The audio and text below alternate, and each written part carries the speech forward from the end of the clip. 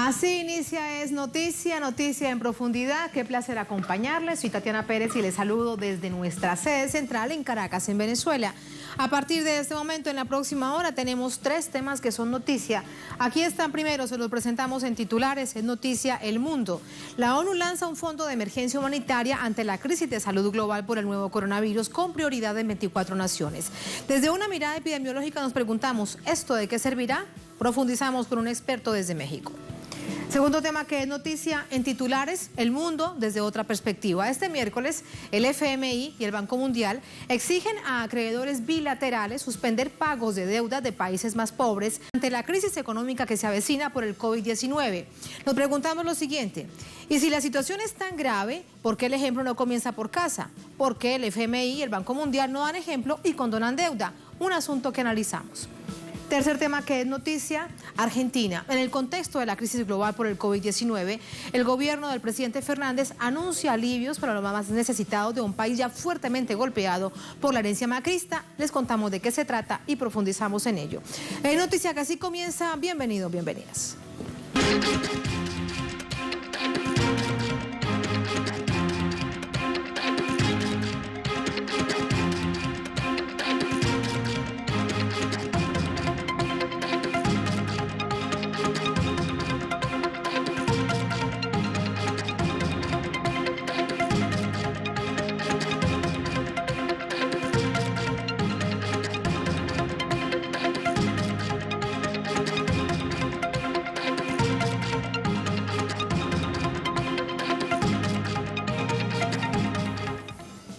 En noticia El Mundo, Naciones Unidas lanza un plan humanitario para enfrentar el coronavirus en algunos de los países más vulnerables del mundo. Vamos a ver de qué se trata.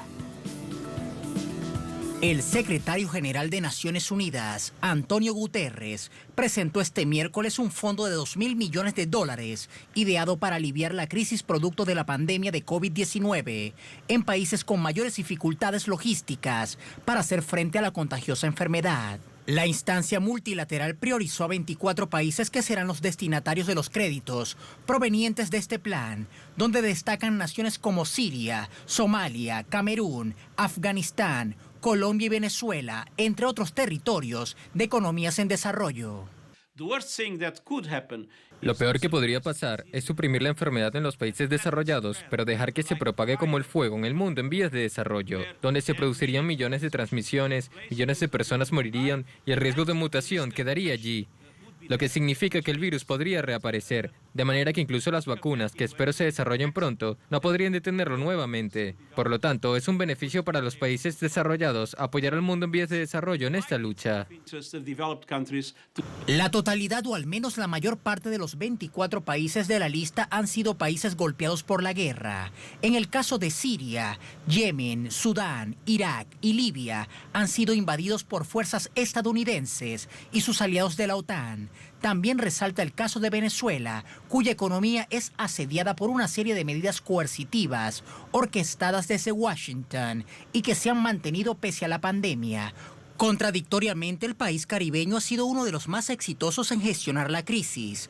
Poco más de 100 contagios y ningún fallecido hasta ahora, en contraste con Estados Unidos, donde hay más de 60.000 infectados y más de 800 muertos. El plan de ayudas contempla la dotación de equipos de laboratorio para los análisis, la instalación de puntos para el lavado de manos en campamentos y asentamientos, el financiamiento para campañas de información pública y el establecimiento de puentes aéreos y centros de distribución de suministros humanitarios. A la fecha, se contabilizan más de 400.000 casos de coronavirus en todo el mundo, ocasionando además la muerte de más de 19.000 personas, situación que aunada a la crisis económica que se percibe a escala global, está reconfigurando el sistema de relaciones geopolíticas en todo el planeta.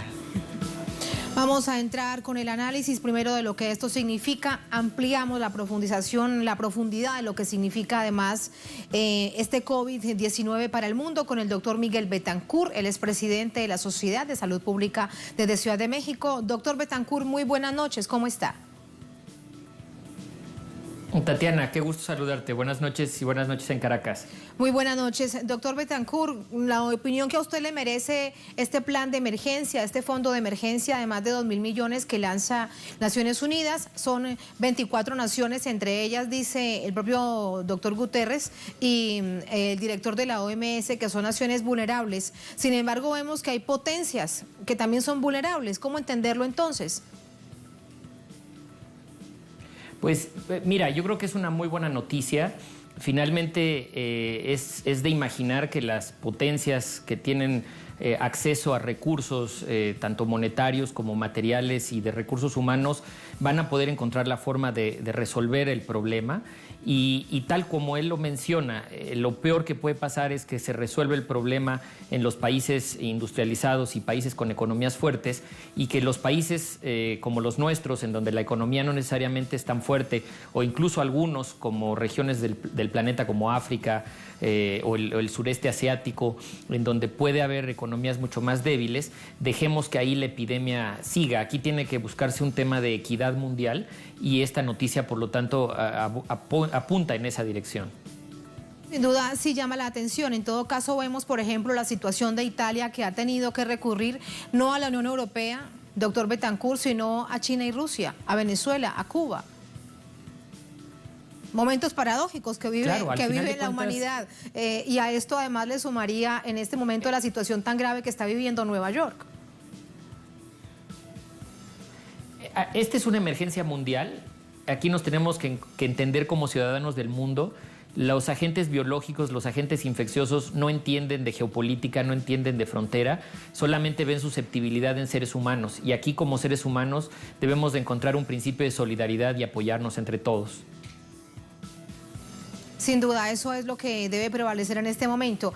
En el desarrollo del virus, sale de China, luego vemos que tiene epicentro Italia, luego dice el director de la OMS, el epicentro ahora podría ser Estados Unidos. ¿En qué momento estamos? Pues sí, hemos ido viendo en tiempo real cómo ha ido evolucionando esta epidemia, que ya ahora es una pandemia, es decir, ya está en todos los continentes del mundo. Vemos modelos muy interesantes que describen cómo ha sido la transmisión de la enfermedad a través de viajes, a través de líneas aéreas, de rutas aéreas. Y en efecto, después de Asia, el epicentro se movió a Europa. Todavía el problema no se resuelve en Europa. En Asia, aunque mucho menos, sigue siendo una situación de epidemia. Y pues nuestro continente, que por cuestiones geográficas estaba más o menos aislado, pues empezamos a ver cómo ya hoy prácticamente todos los países están pintados de rojo en el mapa de la Organización Mundial de la Salud. Esto quiere decir que ya tenemos transmisión en la comunidad, algunos más, algunos menos. Y por supuesto la preocupación es ver lo que está pasando en los Estados Unidos, en la zona de Nueva York, en la zona del estado de Washington. Para nosotros muy preocupante en México, California. Y también, digo, no perder de vista que es un país muy grande, que tiene casi 300 o más de 300 millones de habitantes, y para nosotros un intercambio importantísimo de personas, tanto por tierra como por aire. Entonces, digo, es pensar que esta enfermedad eventualmente llegará a nuestros países. Definitivamente ya está hoy en México, y lo que hay que prever o hay que atender es esta situación y proteger a nuestra gente. Desde el punto de vista epidemiológico, la lección o los ojos para mirar cómo ha evolucionado debe ser China, doctor Betancourt, particularmente el primer lugar donde se conoció, donde aparece la enfermedad, que es Wuhan. Es una ciudad que decide irse a cuarentena prácticamente 2 meses en esta cuarentena social total obligatoria. Apenas dicen las autoridades chinas que durante esta jornada comienzan a restablecerse algún tipo de actividades, pero será muy paulatino. ¿Debe centrarse entonces la atención en cómo actuó China con respecto a ello? Sí, definitivamente el mundo tiene que aprender de China. La forma decisiva en la que tomaron las medidas, digamos, creo que pocos países tienen la fortaleza de Estado como para poder decir, aislamos a 70 millones de personas y las mantenemos absolutamente en su casa. Creo que digamos, es una meta difícil de alcanzar para muchos otros países. También vimos ejemplos exitosos, el caso de Corea del Sur, el caso de Singapur, en donde también utilizando estas medidas muy enérgicas de distanciamiento físico, lograron limitar la transmisión de la enfermedad y hacer que, al final de cuentas, la epidemia se diera, pero se diera a una velocidad mucho más lenta. Y esto es fundamental porque la meta es no sobrecargar los servicios de salud, permitir que el personal médico, que el personal de salud, las instituciones sean capaces de atender a los casos, sobre todo aquellos que requieren más atención de especialidad y crítica, y que de esa manera, al ir esparciendo, digamos, en el tiempo el brote, la epidemia, la reacción pueda ser más eficaz. Entonces creo que definitivamente hay lecciones muy interesantes, tanto en lo positivo como en lo negativo, de qué hacer y de qué no hacer. Con respecto a ese mismo ejemplo, con la situación que se registra ahora en América Latina, vemos cómo poco a poco van creciendo los casos. Ya tenemos además el espejo lamentablemente complicado de hoy en Nueva York, en Estados Unidos. Y si hablamos de prevención, lo más importante, si lo hablamos de hecho como sociedad, como comunidad en general, la disciplina social, la cuarentena, por ejemplo, se ha aplicado inicialmente. El primer país que lo asume es Venezuela, luego anuncia Argentina que lo hace. ¿Esto lo deberían hacer todos los países de América Latina o de qué realmente depende que una nación tome una decisión de estas ante este hecho global? Pues definitivamente depende de qué también la población responde a las indicaciones del Estado, ¿no? Al final de cuentas, si la indicación es si no tienen que salir de casa, no salgan, si se pueden dejar de trabajar o trabajar desde casa, háganlo.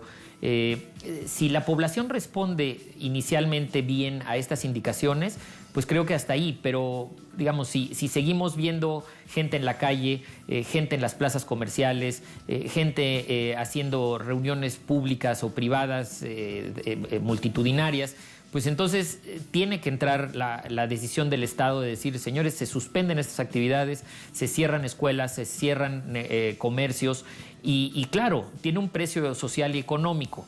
Pero aquí finalmente creo que el valor de la vida debe de estar por encima de todo. Y sobre todo cuando estamos hablando de personas vulnerables, mayores de edad, personas con enfermedades crónicas, pues debe de prevalecer el cuidado a ellos, no dejando de lado que cualquier persona se puede enfermar y puede tener cuadros graves por esta enfermedad. Entonces, creo que al final de cuentas el Estado tiene que tomar una decisión y alejarnos, aislarnos, porque pues muchas veces el individuo, el ciudadano privado, pues no acata, no ve necesariamente los riesgos hasta que ya están muy cerca y por lo tanto entonces el Estado tiene que ver por el bien común. Sí, hablamos de la prevención, ahora quiero pasar a la detección desde esta misma perspectiva epidemiológica, doctor Betancourt, pero allí un paréntesis cuando usted habla de las personas que pueden verse afectadas. Inicialmente el centro de atención ha sido los adultos mayores. Hoy en día, ante lo que ya se conoce con las personas que se han visto afectadas, todos somos vulnerables de vernos afectados por el COVID-19. Sí, realmente decía yo, todos somos vulnerables, todos podemos tener casos graves.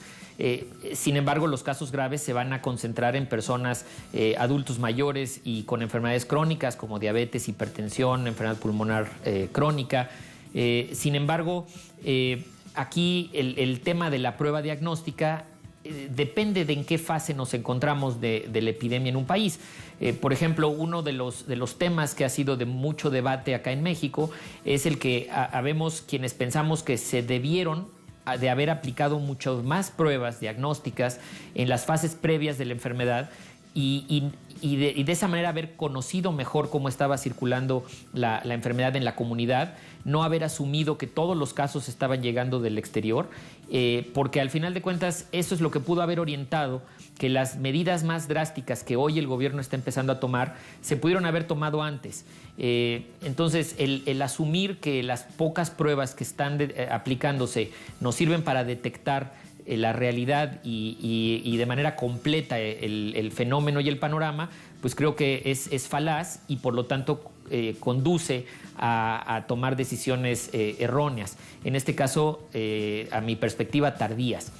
Entonces, ya una vez que la enfermedad está establecida en la comunidad y estamos ya teniendo casos con más frecuencia, ya la utilidad de las pruebas entra más en el terreno de lo clínico, de la atención médica.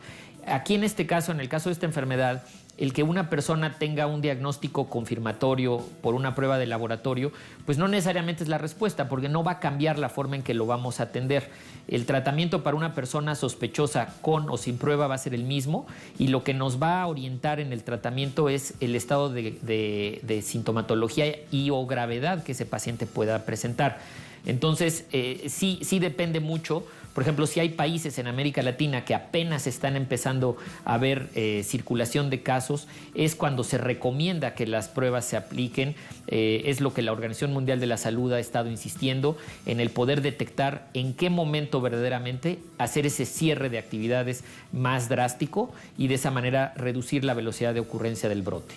Doctor Betancourt, allí resulta entonces fundamental tener más pruebas de laboratorio, más kits, más medicamentos, más herramientas, más un poco de todo en el sistema público de salud. Si pensamos en que realmente debe atenderse ahora en ese asunto de la detección. Claro, en el momento de detección es muy importante estar haciendo pruebas, estar realmente conociendo el panorama epidemiológico de la enfermedad al tiempo de que estamos ampliando nuestra capacidad. A los pacientes que no tienen que estar en los hospitales los podemos mandar a sus casas. Hospitales que tienen capacidad de expansión, ya sea, por ejemplo, poner una carpa, una campaña, un hospital inflable en un estacionamiento o, por ejemplo, áreas como pueden ser aulas de capacitación, comedores, que se pueden convertir en zonas de hospitalización y de observación de pacientes, pues es lo que hay que hacer en ese momento, estar buscando recursos, estar buscando insumos, estar preparando al personal, asegurando que el personal tenga los equipos de protección necesarios porque ese es el elemento crítico. Hemos visto cómo en todos los países, desde China, la afectación a personal de salud ha sido muy grande por falta de medidas de cuidado y de protección de ellos mismos. Entonces, es ese momento. Para que en el momento en que empiecen a darse los casos, no tengamos que estar corriendo a ver de dónde sacamos recursos o dónde sacamos insumos. Hoy los países que producen, por ejemplo, los ventiladores para la atención de los pacientes críticos o insumos más básicos como guantes y cubrebocas, pues están ocupando y están gastando todo lo que se produce. Entonces, los países que no producimos ese tipo de insumos estamos empezando a tener problemas que, aunque tengamos recursos adicionales, ya sea por ayuda exterior o porque se liberan recursos nacionales, pues el problema es que compramos, ¿no? Ya no hay o incluso por la misma afectación de la epidemia, muchos productos que se producen en Oriente, pues las cadenas de distribución y de producción están afectadas. Entonces, si esperamos a tomar ese tipo de decisiones cuando tenemos ya el brote en nuestras manos, pues ya estamos llegando tarde. Es en tarde como ha sucedido en naciones, incluso aquí en nuestra propia América Latina. Hablamos, por ejemplo, de Chile. Doctor Betancourt, ¿cuándo dejaremos de hablar del COVID-19 como una pandemia, como un problema global, como un asunto de crisis? ¿Tendremos que esperar a la vacuna, que haya cumplido todos sus requisitos y ver, entre otras cosas, la manera de cómo va a llegar a la población mundial? Bueno, pues esa es quizás la pregunta más difícil de todas. Es una enfermedad que la humanidad tiene menos de 3 meses de conocer. Todavía hay muchas preguntas que no podemos resolver. Estimamos que la fase aguda de este brote llevará todavía unos meses. Quizá nos lleve a principios del verano en el hemisferio norte, del invierno en el hemisferio sur. Y a partir de eso hay que ver si la enfermedad se vuelve ya una enfermedad estacional o cotidiana, como lo es la influenza, con la que vamos a convivir ya para siempre, o si es una enfermedad que se va perdiendo y se queda ya nada más como ocasionando epidemias ocasionales en algunos sitios. Eso no lo podemos saber el día de hoy. Definitivamente es muy importante los esfuerzos que se están haciendo en todo el mundo para buscar medicamentos y vacunas. hay buenos avances porque al final de cuentas hay vacunas que se empezaron a producir contra el SARS hace unos 11 años, ¿no? Cuando tuvimos, o más, perdón, casi 20 años cuando tuvimos la epidemia de SARS, y se hicieron esfuerzos de producir vacunas contra ese coronavirus, y hoy se está viendo si esa misma vacuna puede servir de base para construir una nueva. Ya ustedes lo saben y seguramente lo han reportado, hay ensayos clínicos en donde se están haciendo estudios, y esperamos que quizá en unos 8 o 10 meses podamos tener una buena noticia y poder empezar a prevenir la enfermedad, si es que esta enfermedad llega para quedarse, pero eso, insisto, todavía no lo podemos saber en este momento. Sí, aún preguntas sin respuesta. Vemos los ensayos clínicos en China, Rusia, Estados Unidos, Alemania, entre otros países. Por último, doctor Betancourt, hay una información que circula muchísimo por redes y en aras de esta esclarecedora entrevista se la quiero consultar. Hay mucho temor en medio de la paranoia colectiva generalizada, a pesar de que se llame a la sensatez, a la calma, a la tranquilidad, a pensar con cabeza fría. Y el asunto es que el virus puede mutar y puede ser aún peor. ¿Cuál es la probabilidad de que una situación realmente científica, epidemiológica, así se dé? Creo que no es lo que nos debe de preocupar. Me gusta esto que dices de un llamado a la sensatez y a la calma. No es un momento para apanicarse, para salir a hacer compras de pánico. Es un momento para guardarnos en casa, para cuidar a nuestras personas en riesgo y tener mucho cuidado de la información que circula. Utilicemos las fuentes formales de información como la Organización Mundial de la Salud, la Organización Panamericana de la Salud, los propios ministerios de salud de los países que ya hacen un ejercicio de curaduría, de verificación de información. Las revistas científicas internacionales son las que nos deben de orientar.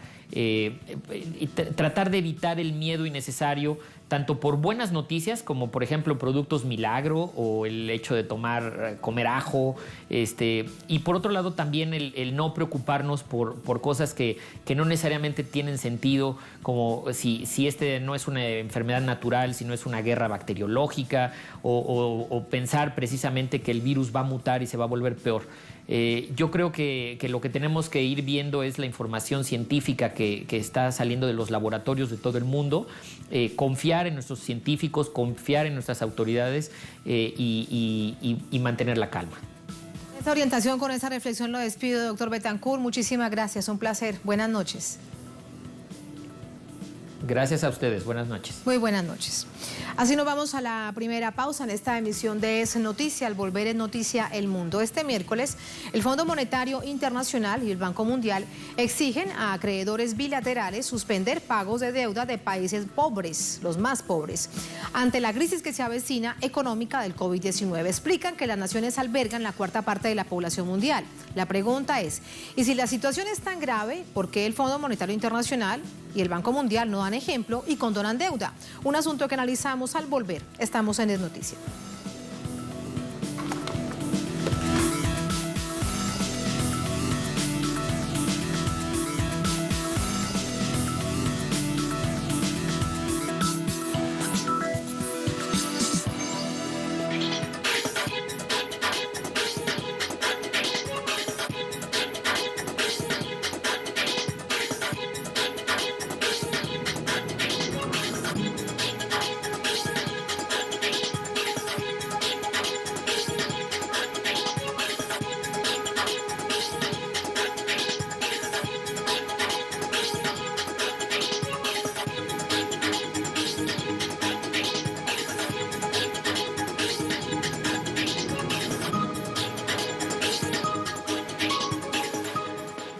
En Noticia del Mundo, el Fondo Monetario Internacional, el Banco Mundial piden a países desarrollados y en vías de desarrollo la suspensión de pagos de deuda de países más pobres para enfrentar la emergencia económica del COVID-19, mientras esas mismas entidades financieras ofrecen y otorgan créditos de emergencia y se niegan a renegociar deudas contraídas con ellas. Hablamos del Fondo Monetario Internacional y del Banco Mundial.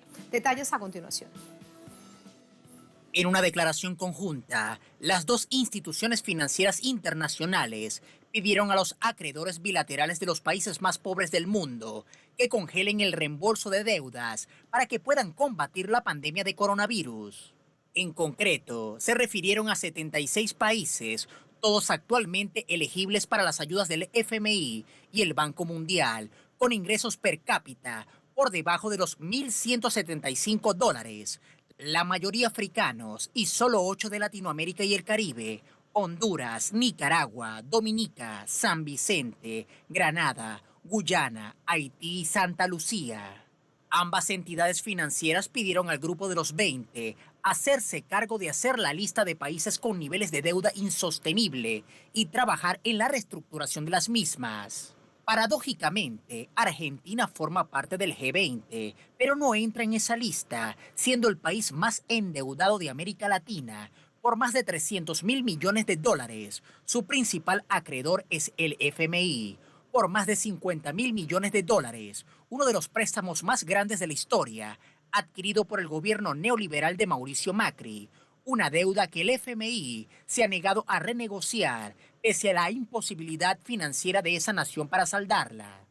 Este jueves, los líderes del G20, bajo la presidencia anual de Arabia Saudí, sostendrán una reunión mediante videoconferencia para discutir una respuesta global coordinada a la crisis sanitaria y económica que disparó el coronavirus.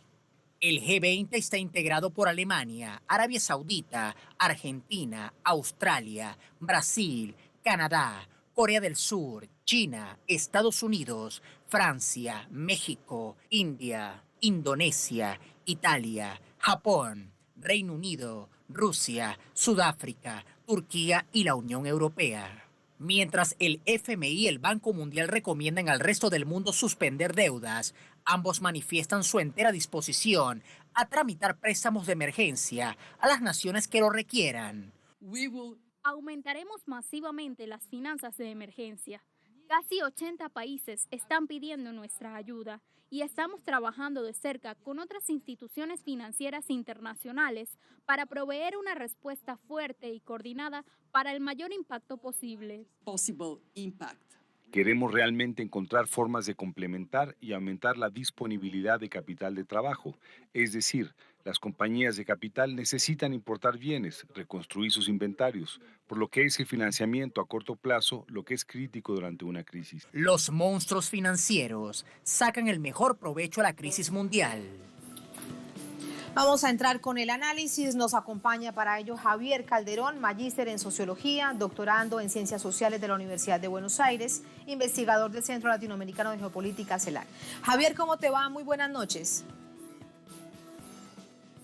Hola, Tatiana, buenas noches. Buenas Gracias noches. por la invitación. Gracias a ti. Dice el FMI, dice en el Banco Mundial, que hacen este llamado a acreedores bilaterales a suspender pagos de deuda de países de la llamada Asociación Internacional de Fomento que lo soliciten ante el grave escenario económico que se avecina. ¿Qué es lo que quieren decir que no dicen con este llamado que hacen a esta banca bilateral? Bueno, yo creo que no quieren decir que la situación mundial es crítica, que desde antes de la pandemia del coronavirus, del COVID-19, el mundo estaba en una situación muy compleja en materia económica y que tampoco están dispuestos a cambiar el orden internacional, el orden financiero internacional que ellos dominan, del cual ellos están a la cabeza. Fundamentalmente el Fondo Monetario y el Banco Mundial son quienes hoy tienen el sartén por el mango del sistema financiero internacional. Entonces no están diciendo, no le están diciendo al mundo que van a resolver la situación de crisis, no le están diciendo al mundo que van a resolver los graves problemas de endeudamiento que tienen las naciones. Yo creo que hay que advertir que el mundo está endeudado. Vale la pena aquí decir que el mundo está endeudado en el 240% del Producto Interno Bruto del mundo. Eso quiere decir que todos los países, y principalmente los países grandes, vienen tomando deuda para salvar de manera especulativa un sistema global completamente desigual. Entonces no nos están diciendo todo, están tratando de poner paños de agua tibia a una situación que ya en el 2019 era grave y que en este 2020 y seguramente en la pospandemia va a ser mucho peor. Una situación con un mensaje entonces en el que ellos mismos evidencian el problema que hay. De hecho, con o sin pandemia, hay unas deudas que son realmente impagables. Recordábamos, por ejemplo, la de Argentina, que es una deuda prácticamente a 100 años. ¿Qué dirían, sabiendo cómo funcionan dentro del sistema financiero internacional, los fondos buitre con respecto a esta exigencia que hace el FMI y el Banco Mundial? Javier.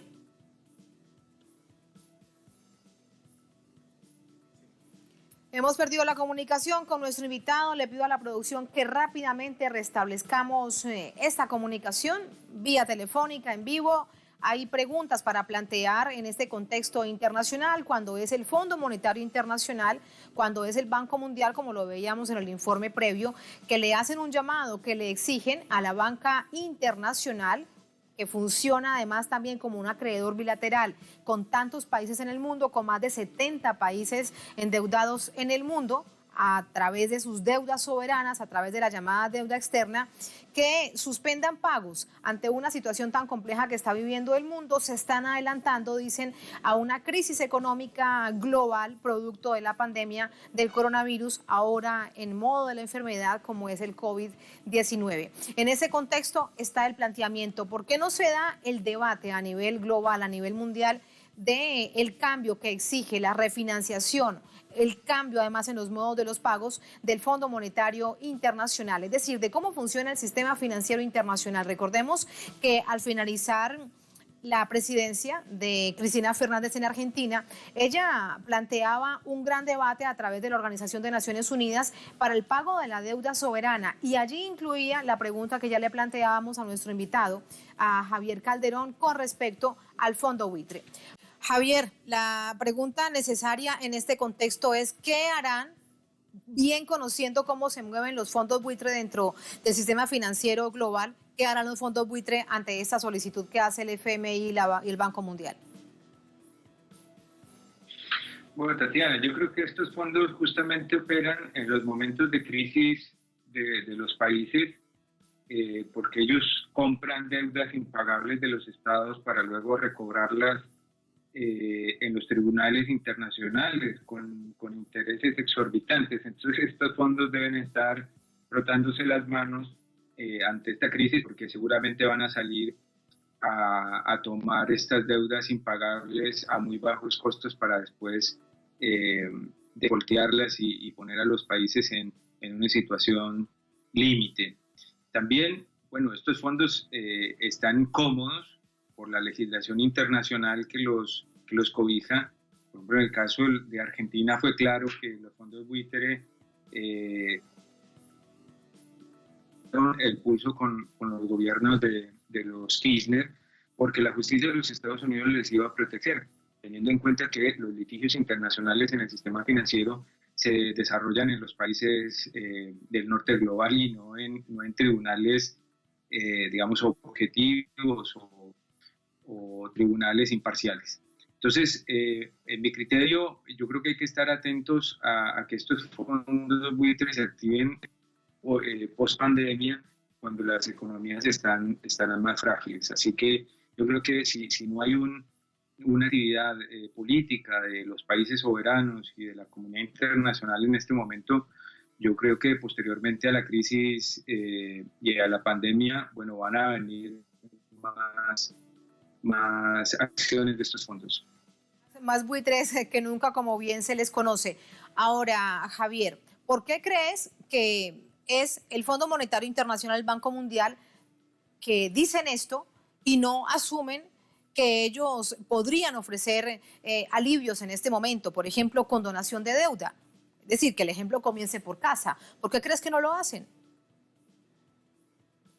Bueno, lo primero es que no están dispuestos a iniciar el debate mundial por el cambio del paradigma del sistema financiero. Yo creo que pretenden pasar la crisis sin ningún rasguño, sin ninguna herida, como lo hicieron en el 2008, cuando los países y con nuestros impuestos salieron a pagar la crisis que había desatado justamente el sistema financiero internacional, a salvar los bancos y a pagar las especulaciones desarrolladas por los fondos privados de deuda, por los propios bancos y por aseguradoras de riesgo. Entonces, a mí me parece que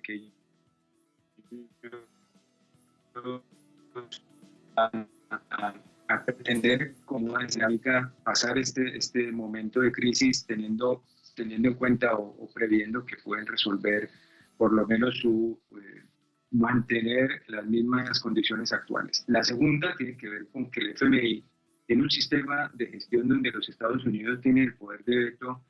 Ellos tienen más o menos el 16% de las acciones del Fondo Monetario Internacional y se requiere más del 85% de los votos para cambiar las reglas del juego. Entonces Estados Unidos está detrás de esta indecisión del Fondo Monetario Internacional.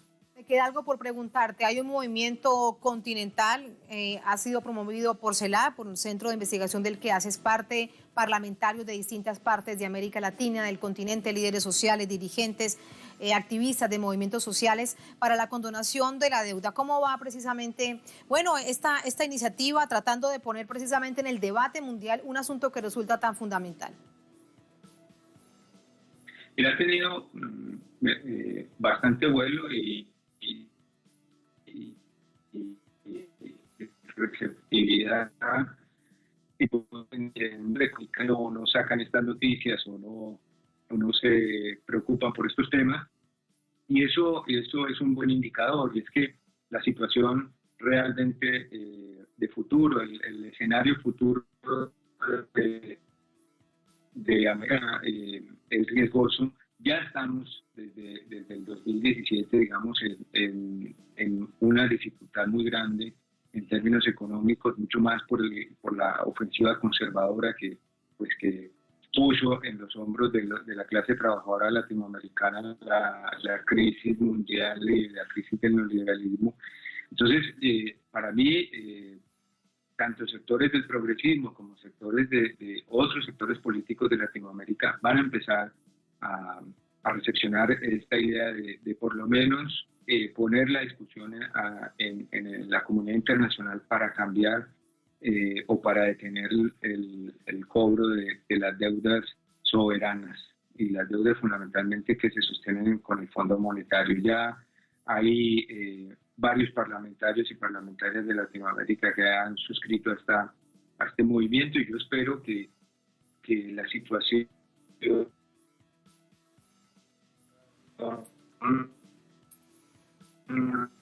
sociales, en nuestros debates cotidianos, esta discusión de la deuda, sobre todo porque ha sido un lastre para el crecimiento y para el desarrollo de una América Latina independiente. Entonces, yo creo que viene creciendo, falta mucho.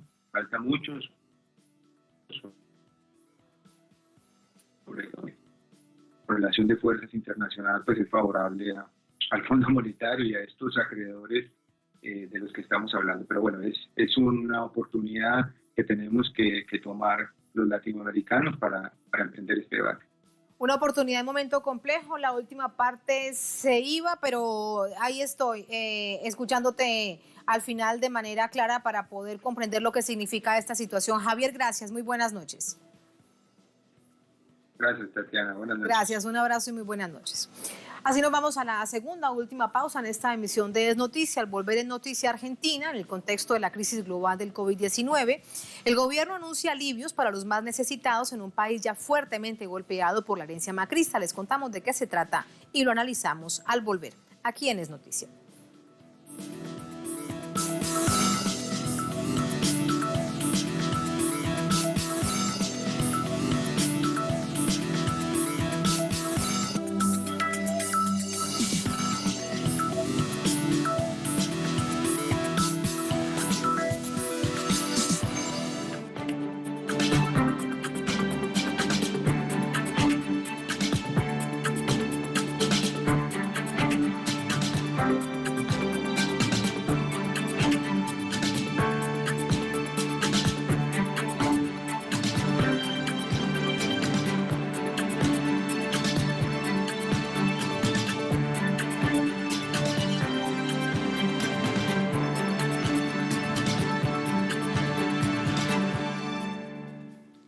En noticia argentina, el gobierno del presidente Fernández anuncia un plan para atender a través de la Administración Nacional de Seguridad Social de ANSES a los sectores más vulnerables del país ante la cuarentena por COVID-19. Tenemos los detalles a continuación. Para frenar los efectos económicos y sociales de la pandemia del COVID-19, el presidente Alberto Fernández anunció un plan para atender a la población más vulnerable.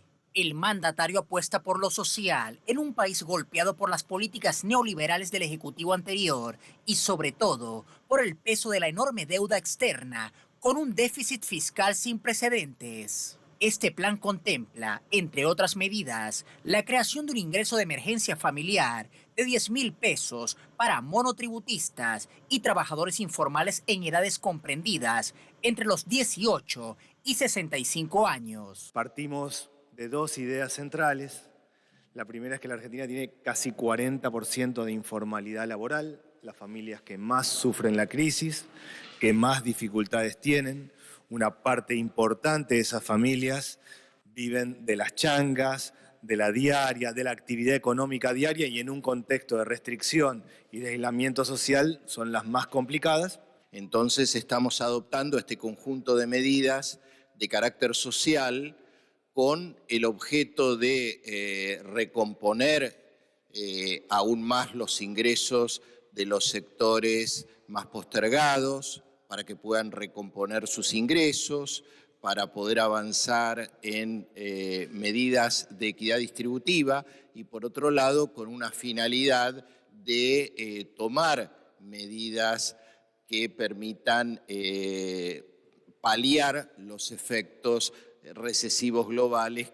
Otra de las acciones que comprende el mencionado plan es la entrega de un bono extraordinario de 3.000 pesos para las jubilaciones, con la intención de elevar el piso de las mismas hasta 18.892 pesos, lo que incluye al 63% de los jubilados y pensionados. Para que estas medidas puedan ser efectivas, el presidente hizo énfasis en la cadena comercial para que no especulen con los precios de la canasta básica e incluso contrarrestar la inflación que muchas veces acompaña en estas crisis. Adicionalmente, el Ejecutivo anticipó que prepara un proyecto de ley para congelar por 6 meses los alquileres, también las cuotas de hipotecas y las ejecuciones por falta de pago, lo que implica suspender los desalojos por falta de pago. La actual presidencia reiteró que Argentina no está en condiciones de pagar la deuda al Fondo Monetario Internacional, al menos por 5 años. El accionar de algunos países latinoamericanos contrasta con las medidas tomadas por otras naciones que apuestan a la economía antes que al bienestar y los derechos sociales de los pueblos.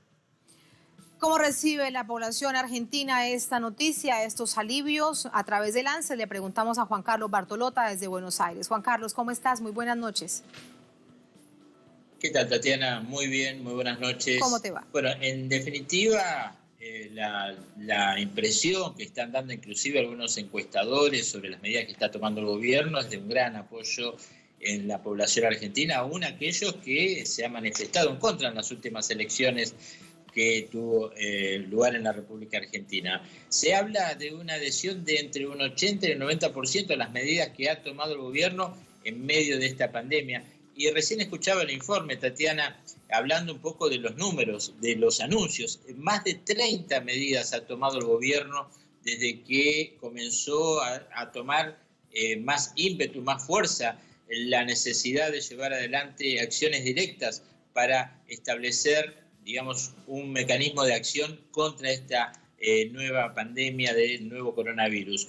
Entre ellas hay puntos centrales que vale la pena recordar: empleo, obra pública, asistencia financiera y asistencia humanitaria, digamos, a la gente, a los sectores más desprotegidos. En este último punto, Tatiana, como ustedes bien escuchaban recién, se ha establecido este ingreso familiar de emergencia que va a derogar para el Estado Nacional unos 37.000 millones de pesos. Esto lo dijo el presidente Alberto Fernández. Esto significa una inversión de 570 millones de dólares aproximadamente. Va a ser por única vez, va a ser para aquellos trabajadores monotributistas, es decir, aquellos que no mantienen una relación de dependencia y, como se dice aquí en la Argentina, facturan a sus empleadores por los servicios prestados. Y los cuentapropistas, aquellos que trabajan en la calle, que en toda Latinoamérica nosotros conocemos, en las ferias, en las calles de Buenos Aires, vendiendo alguna cuestión de electrónica o ropa, en fin, todos aquellos que necesiten una asistencia del Estado, porque la preocupación del gobierno es que el efecto que tenga justamente no solamente sanitario el coronavirus, sino económico, se va a sentir fuerte mucho más cuando este gobierno no llega a tener 4 meses en la gestión y tiene que llevar adelante, remar, como se dice comúnmente, con la gestión anterior, con lo que dejó el gobierno de Mauricio Macri, con muchos agujeros, muchos déficits sociales en la República Argentina. Recuerden ustedes que unos días antes de dejar el gobierno, la UCA, la Universidad Católica Argentina, a través de su Observatorio de la Pobreza, decía que en la Argentina había un 40% de pobres, una cifra altísima, histórica en nuestro país. Y esto era consecuencia de 4 años de políticas neoliberales que implementó el gobierno de Mauricio Macri. También tengan en cuenta que la asistencia social fue relegada a un nivel mínimo. Por ejemplo, no teníamos Ministerio de Trabajo ni Ministerio de Salud, habían pasado a ser secretarías, se dejaron sin efecto planes de vacunación, asistencias laborales, etcétera, etcétera, etcétera. Por eso el gobierno ahora no solamente debe luchar contra la pandemia del coronavirus, sino también hacer frente a lo que va a dejar esta y lo que dejó, lo que se denomina la pesada herencia de Mauricio Macri. Tatiana, en esto el gobierno ha tomado la decisión, lo ha expresado el presidente, de decir, bueno, privilegiamos la salud antes que la economía, a diferencia de otros países, de otros presidentes de Latinoamérica, por ejemplo el caso de Bolsonaro, que ha tenido una actitud diferente con relación, por ejemplo, a la política laboral. Allí se le ha permitido a los empresarios llevar adelante despidos sin pagar justamente a los trabajadores en medio de esta crisis. Aquí se está haciendo todo lo contrario y se está inyectando dinero en las calles. Esto, para tener en cuenta, hoy el presidente habló también en un programa, lo mencionábamos anteriormente, en un programa televisivo, y allí decía que las erogaciones del Estado, que él no considera que sean gastos sino inversión, van a llegar a 2 puntos del PBI. Esto es alrededor de 7.000 millones de dólares, lo que va a dejar como saldo, digamos, la acción del gobierno para sostener de alguna manera la economía, porque no solamente a los trabajadores informales, sino también se va a atender, ya se está hablando a esta hora de la tarde, Tatiana, de que se va a asistir a las pequeñas y medianas empresas con hasta 25 trabajadores, contribuyendo el Estado con el pago de salarios. Ya se hizo en una oportunidad cuando se dio la gripe A, allí en el año 2008, que con un plan denominado REPRO, el gobierno de Cristina Fernández de Kirchner también auxilió a las pequeñas y medianas empresas, sobre todo el sector del turismo, pagando una parte de los salarios. Son muchos frentes, Juan Carlos, para atender cuando vienen, de hecho, como bien lo recuerdas, de esta pesada herencia macrista ahora con esta pandemia. Gracias, Juan Carlos, por estas informaciones, asuntos que analizamos de inmediato. Muy buenas noches. Un gusto como siempre. Muchísimas gracias. Para el análisis nos acompaña Carlos Villalba. Él es analista político, psicoanalista, es investigador asociado al Centro Latinoamericano de Análisis Estratégico, CLAE, y nos acompaña también desde Buenos Aires. Carlos, ¿cómo está? Muy buenas noches. ¿Qué tal? Muy buenas noches, Tatiana. Muy buenas noches para todas y todos tus televidentes. Muchas gracias. He escuchado detenidamente los informes de todos los que me antecedieron y la verdad que el panorama es completo. Yo lo que podría decir es que en general de una crisis se sale peor de cómo se entró, pero en la escala de cómo se entró. Es decir, estamos viviendo en la Argentina, como en cada uno de los países, 178 en este momento, una crisis sanitaria que está convergiendo hacia crisis sociosanitaria con profundización de la crisis estructural generada por el gobierno anterior.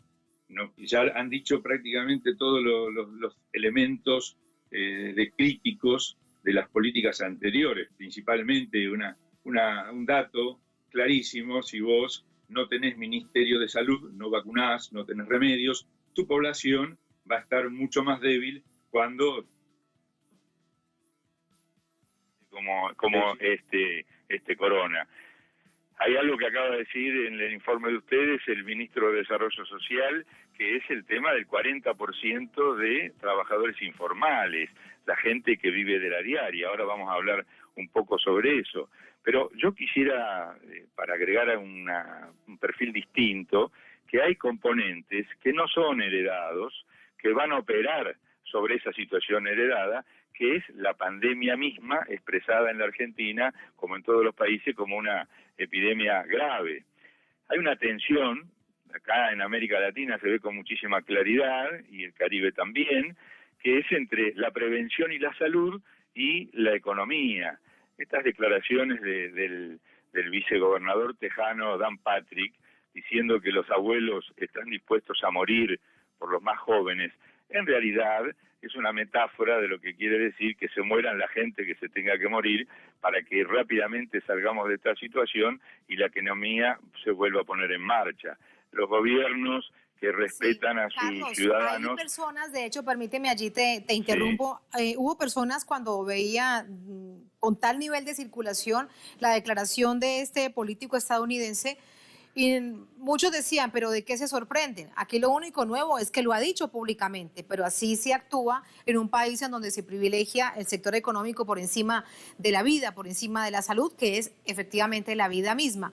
Para volver en este ejemplo al caso de Argentina, el sistema de salud que quedó tan golpeado, las familias que quedaron tan golpeadas, esta ayuda de emergencia podrá de alguna manera también ayudar en el contexto, en la coyuntura de la pandemia, ayudar por lo menos a generar esperanza y un poco de apoyo para seguir adelante?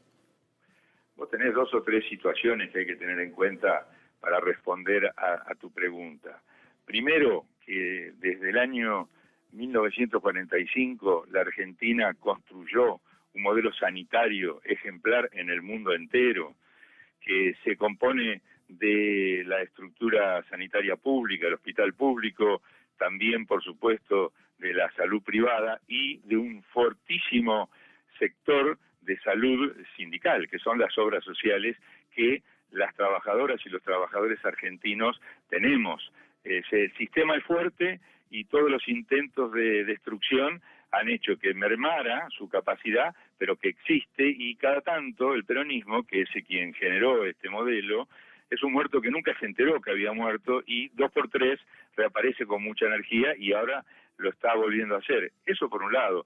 La otra fortaleza, además de las medidas económicas que son paliativas para los últimos de la fila, como dice el presidente Alberto Fernández, pero también para sectores pequeños y medianos, donde hay moratorias, condonaciones, se están congelando, ya lo dijeron, se están congelando los alquileres, no se pueden cortar los servicios, ni siquiera los superfluos, como puede ser un videocable. Además de esas medidas, hay una fortaleza importante, que es la organización comunitaria que tiene la sociedad argentina.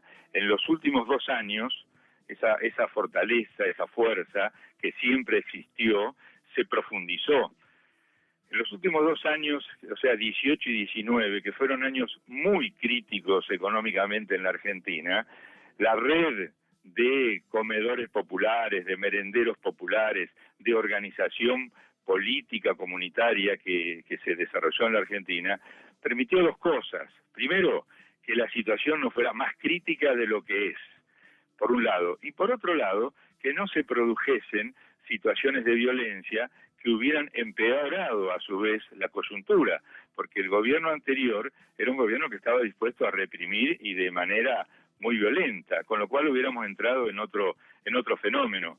El ministro de Desarrollo Social tiene mandato por decreto presidencial de abastecer de nutrición y alimentos a esos sectores, a eso que él consideró que estaba cerca del 40%. Y la forma de trabajar eso va a ser, por lo menos la perspectiva que tenemos, a través de la contención que la propia comunidad, especializándose. De hecho, hoy la comunidad cocina, distribuye, reparte viandas, tupper, como le decimos en nuestros barrios, y esa organización ya existente tendrá que formalizarse aún más, potenciarse más, el concepto que yo trabajo, por ejemplo, es el concepto de voluntariado, es decir, organizar esa parte de la comunidad que dentro de pocas semanas va a estar mucho más comprometida, porque los casos van a aumentar, porque los casos de enfermedad, y algunos de los cuales van a tener que ser derivados hacia instancias hospitalarias, van a multiplicar la demanda y también hay que multiplicar la respuesta comunitaria. Esa me parece que es ese paquete de cosas, ese conjunto de cosas, las medidas económicas que vos mencionás, la capacidad de organización de la comunidad. Hoy en día el gobierno nacional tiene distintos comités de crisis muy fuertes que coordinan tanto en la jefatura de gabinete de ministros como en el Ministerio de Seguridad de la Nación, en el Ministerio de Salud, todos estos componentes.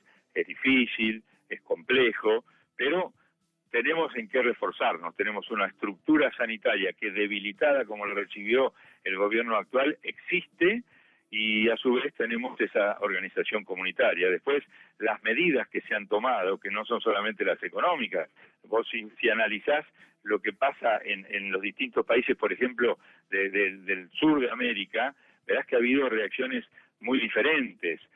Todos hablamos, por ejemplo, del Brasil de Bolsonaro, pero el Chile de Piñera, por ejemplo, hay un montón de limitaciones que no les ha puesto, ha permitido que sigan llegando vuelos desde los países focos sin control y, sin embargo, tiene toque de queda. Es decir, no se puede hacer un parámetro, lamentable, un modelo ideológico, cómo operan los gobiernos de derecha y cómo operan los gobiernos más nacionales y populares, pero algunos muestran en su ADN concepción de la vida pública. Me dicen que hemos perdido la comunicación con Carlos Villalba. Lamentablemente no lo logro despedir, tenemos que irnos en todo caso. Le agradecemos a él, analista político, psicoanalista, por este análisis. Lo quería despedir diciéndole que justo en esa medida es que la historia concluirá. ¿Quiénes son los que han logrado salir adelante prevaleciendo la vida sobre un sistema económico, o como lo vemos, por ejemplo, en Chile a través del toque de queda, que bien ponía el ejemplo el doctor Carlos Villalba, cuando hay un toque de queda que lo que genera es más preguntas que respuestas, porque no es un asunto de seguridad, sino de atención ciudadana. Así ponemos punto final entonces a esta emisión de Noticia. A todos gracias por habernos acompañado, como durante esta semana lo han visto desde Telesur, desde Es Noticia No Es Distinto. Les decimos quédense en casa, hagan todo lo necesario para cuidarse. Hasta mañana.